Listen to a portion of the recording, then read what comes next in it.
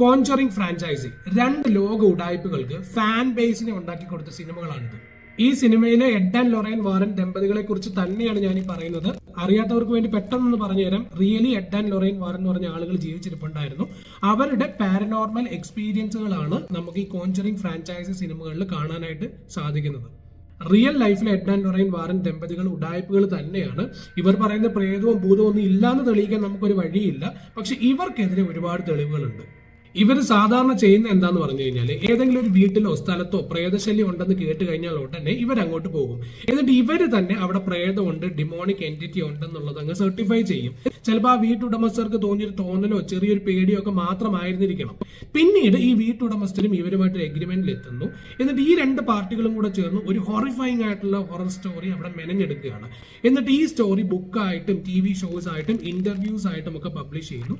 ഇതിൽ നിന്നും കിട്ടുന്ന വരുമാനം ഇവരെല്ലാം കൂടെ സ്പ്ലിറ്റ് ചെയ്തെടുക്കുന്നു. മാത്രമല്ല എഡ് ആൻഡ് ലൊറൈൻ വാറന് പുതിയ കൺസൾട്ടേഷൻസും ഇതുവഴി കിട്ടുന്നുണ്ട്.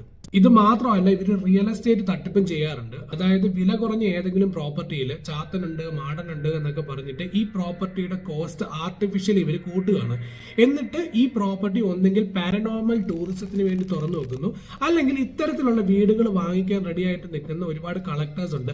അവർക്ക് വൻ തുകയ്ക്ക് ഈ വീട് വിൽക്കുന്നു. എന്നിട്ട് അതിന്റെ ഷെയറും ഈ വീട്ടുടമസ്ഥരും ഈ എഡ് ആൻഡ് ലൊറൈൻ വാറൻ ദമ്പതികളും കൂടെ സ്പ്ലിറ്റ് ചെയ്തെടുക്കുന്നു. ഇതുപോലെ തന്നെ എഡ് ആൻഡ് ലൊറൈന്റെ കൂടെ നിന്ന് തങ്ങളുടെ പ്രേതാനുഭവം വിറ്റ് കാശുണ്ടാക്കിയവരാണ് ദ സ്മേൾ ഫാമിലി.